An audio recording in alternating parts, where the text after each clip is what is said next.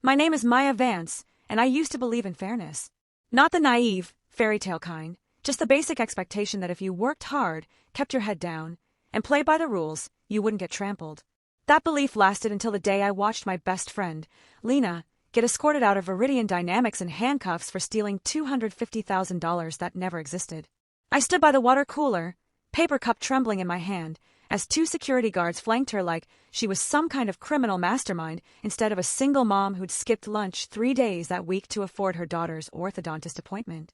Her eyes, wide, confused, then shattered, locked onto mine for half a second before the elevator doors swallowed her whole. That look didn't just haunt me. It rewired me. Because I knew who'd done it. And today, I finally made him pay. His name is Daniel Thorne, son of Robert Thorne, Viridian's silver-tongued, power-suited vice president of global operations.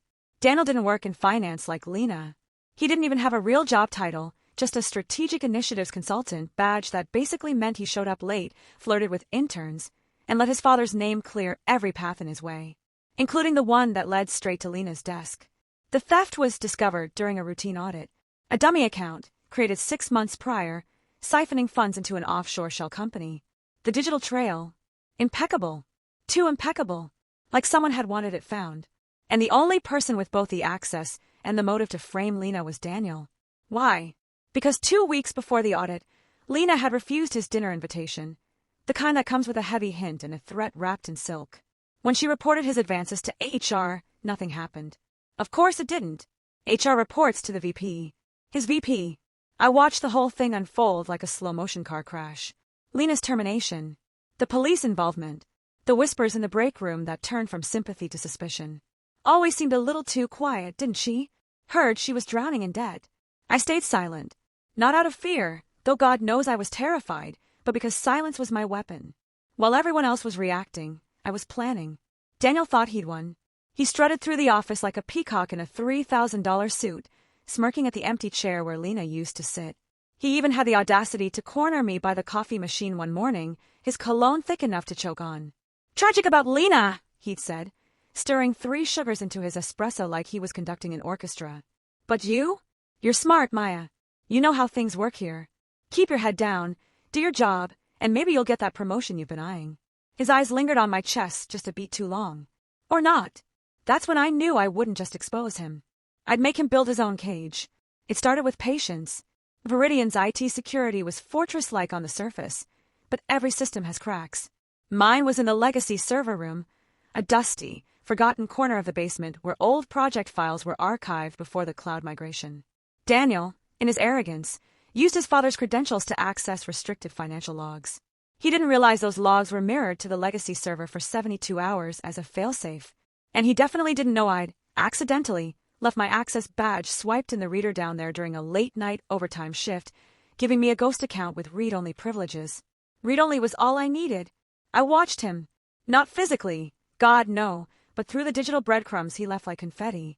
He'd log in after hours, tweak metadata on the dummy account, plant fake emails in Lena's archived mailbox suggesting she confessed to a friend about the theft. He was sloppy, drunk on his own impunity. Every move he made to cover his tracks was another brick in his prison wall. But watching wasn't enough.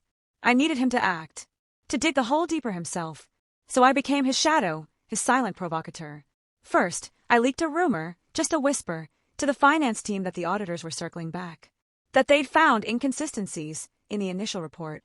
I made sure it reached Daniel through his favorite gossip, Priya from accounts payable. His panic was almost immediate. Within 48 hours, he logged in twice more, frantically altering timestamps, trying to make the theft look like it happened before Lena's HR complaint. A timeline that made 0 sense but screamed guilty conscience. Then came the masterstroke. I needed him to create evidence against himself. Something undeniable. So I crafted a trap disguised as an opportunity. Viridian was rolling out a new internal compliance portal, mandatory training modules, ethics pledges, the whole corporate virtue signaling package. The portal required biometric login, fingerprint, and facial recognition. Standard stuff. But buried in the terms of service, which no one reads, especially not Daniel, was a clause about data retention. All user activity, including failed login attempts and session recordings, stored for 90 days for security and auditing purposes. I knew Daniel would hate this. He'd see it as an invasion, a leash. And he'd try to bypass it. He always did. I didn't have to wait long.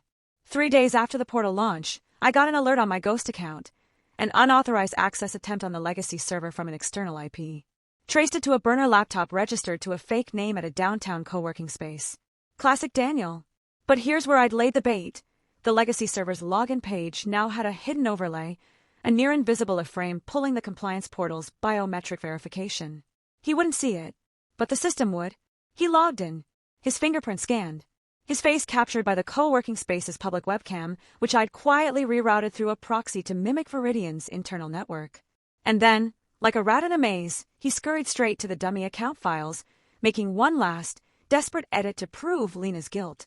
He just handed me his confession on a silver platter. Digitally signed, biometrically sealed. But I couldn't just hand this to HR. They'd bury it. Protect the Thorns. I needed the law. And I needed Daniel to deliver the evidence himself. So I set the stage. I sent an anonymous tip to the lead detective on Lena's case, a woman named Reyes, sharp-eyed and weary of corporate cover-ups. The tip was simple. Check Daniel Thorne's alibi for the night of the theft. And ask Viridian for their new compliance portal logs. I included just enough detail to pique her interest without revealing my hand. Then I waited. And watched. The call came on a Tuesday. I was at my desk, pretending to analyze Q3 sales projections, when Daniel's office door slammed open. He stormed out, face flushed, phone pressed to his ear, voice a strangled hiss. "Dad, they're asking about the portal. How the hell do they know about that?" He didn't see me. Didn't see the way my fingers stilled over the keyboard, the cold satisfaction pooling in my gut like mercury. Detective Reyes moved fast. By Thursday, she'd subpoenaed Viridian's compliance logs. By Friday, she had Daniel's biometric data, his IP trail, his edits to the dummy account. All time-stamped, all irrefutable. And the best part, the compliance portal session recording captured his voice, clear as day, muttering to himself as he worked. "Stupid bitch should have just slept with me. Now she rots while I clean up her mess." He'd said it out loud, in a public space, on a recording tied to his face and fingerprint. Today was the day it all came crashing down. I saw the unmarked sedan pull into the employee lot just after 9 a.m. 2 officers got out, but it was Reyes who walked through the glass doors, her expression unreadable. She didn't go to HR first. She went straight to the executive floor. Straight to Robert Thorne's office. I watched from the mezzanine, hidden behind a potted ficus that had seen more corporate drama than a soap opera. Daniel was summoned. He swaggered in 10 minutes later, tie slightly askew, probably fresh from his 3rd espresso. He didn't look worried. He looked annoyed, like this was an inconvenience. Reyes didn't waste time. I saw her hand him a sheet of paper through the glass wall of his father's office. Saw Daniel's smirk falter as he read it. Saw the color drain from his face like someone had pulled a plug. He started shaking his head, jabbing a finger at the paper, then at his father, his mouth moving fast. Denials, excuses, probably threats. Robert Thorne just sat there, stone-faced, his knuckles white on the arm of his chair. The mighty VP, brought low not by scandal, but by his own son's stupidity. Then Reyes stepped forward, said something calm, firm. Daniel's shoulders hunched. He looked around wildly, like he expected someone to swoop in and save him. His eyes scanned the floor below, frantic, and for one heart-stopping second, they locked onto mine through the foliage of the ficus. Did he know? In that instant, did he see the architect of his ruin hiding in plain sight? His gaze lingered, narrowed. But then Reyes placed a hand on his arm, gently, but with finality, and he looked away, defeated. They walked him out through the main lobby. No handcuffs, not yet. Corporate courtesy, even for a thief. But the shame was worse. Every employee stopped working. Every screen went dark as heads turned. Whispers erupted like static. Daniel kept his eyes on the floor, but his father's name, Thorne, was already being stripped from him in their minds. He wasn't the VP's son anymore. He was just the guy who got caught. As they passed the reception desk, Daniel stumbled. Not physically, but his composure cracked. He glanced back, one last time, toward the executive wing, toward his father's closed door. And I saw it, the dawning horror that his golden parachute had vanished. That Daddy couldn't fix this. Reyes guided him into the back seat of the sedan. The door closed with a soft, definitive click. I didn't cheer, didn't smile. The victory felt heavy, coated in the residue of everything it had cost. Lena was still out there, her reputation in tatters, her job gone, her daughter confused and scared. Justice wasn't a clean thing. It was messy, delayed, and often incomplete. But as I turned back to my desk, something shifted. The air felt lighter, the fluorescent lights less harsh. For the first time in months, I didn't feel like prey. I sat down, opened my email, and typed a new message. Subject line, Lena, it's Maya. We need to talk. My fingers hovered over the keys. There was still work to do. Clearing her name officially. Fighting for her reinstatement. Maybe even suing Viridian for wrongful termination. Daniel's arrest was just the first domino. Outside, the sedan pulled away from the curb, carrying its cargo of arrogance and consequence into the city traffic. I took a slow breath, the ghost of Lena's shattered eyes finally beginning to fade from my mind's eye. Not gone, but no longer screaming. The rules hadn't changed. The world was still unfair. But today, for once, the scales had tipped, and I'd learned something vital in the process. Sometimes, the most powerful revenge isn't about destroying your enemy. It's about refusing to let them destroy you. And then, quietly, meticulously, handing them the shovel to dig their own grave. I hit send on the email. Then I opened the compliance portal on my screen just to watch the system log my clean, authorized session. No hidden frames. No traps. Just me, doing my job. Finally on my own terms. The weeks that followed Daniel Thorne's arrest were a slow unraveling, not just for him, but for the entire illusion Viridian Dynamics had built around itself. The news leaked fast. Not through official channels, of course. Those stayed silent, tight-lipped, issuing vague statements about ongoing investigations and cooperating fully with authorities. But in the real world, the world of hushed Slack messages, group texts, and coffee runs that lasted an hour, everyone knew. The VP's golden boy had framed an innocent woman, and someone had made sure he couldn't talk his way out of it. Lena didn't answer my first email. Or my second. I didn't blame her. Trust doesn't return on command, especially when it's been shattered by the very system you thought would protect you. But on the 7th day, just after midnight, my phone buzzed. Maya, I saw the news. Is it true? My fingers flew across the screen. Every word. And it's not over. I need to see you. We met at a diner on the edge of the city, neutral ground, far from Viridian's shadow. She looked thinner, her eyes tired but sharp. No tears. Just a quiet, simmering anger that had finally found a target. I told her everything. The ghost account. The compliance portal trap. The recording. I showed her screenshots. Timestamps. The detective's initial findings. She listened in silence, stirring her coffee long after the ice had melted. When I finished, she didn't thank me. She just nodded, once, like she was sealing a vow. Then we finished this, she said. And we did. With Detective Reyes's help and a mountain of digital evidence we handed over, prosecutors moved quickly. Daniel's offshore account was traced. The fake emails were forensically debunked. His biometric session log became the centerpiece of the case. Within 2 months, he was charged with fraud, identity theft, evidence tampering, and obstruction of justice. His father, Robert Thorne, resigned to spend more time with family, a corporate euphemism for being forced out before the board could fire him for negligence and complicity. Viridian's stock dipped. Their culture of integrity slogan vanished from every banner, every email footer, every recruiting pamphlet. But the real victory came in a small conference room at City Hall 3 months after Daniel's arrest. Lena stood before a panel from the State Labor Commission, flanked by a pro bono attorney Reyes had connected her with, and me, sitting quietly in the back row. She spoke clearly, calmly, about the harassment, the false accusation, the humiliation. She didn't rage. She didn't beg. She simply told the truth. And the truth, for once, was enough. Viridian was ordered to reinstate Lena with full back pay, expunge all records of the false theft, and issue a public apology.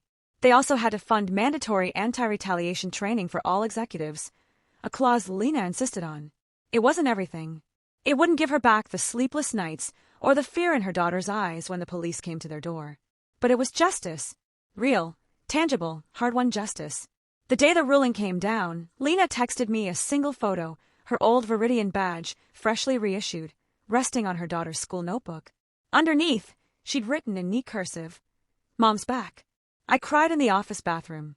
Not out of sadness, out of relief, out of pride. As for me, I didn't stay at Viridian. Not after everything. The place still smelled like polished lies and expensive regret. But I didn't leave empty-handed. My role in exposing the truth, though never publicly named, was known in certain circles. A rival firm, one with actual ethics and zero tolerance for nepotism, offered me a senior compliance role. Better pay, real influence, a chance to build systems that protect people like Lena, not punish them. I took it.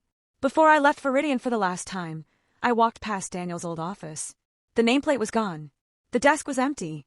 But on the floor, half hidden under the door, was a crumpled sheet of paper. I picked it up.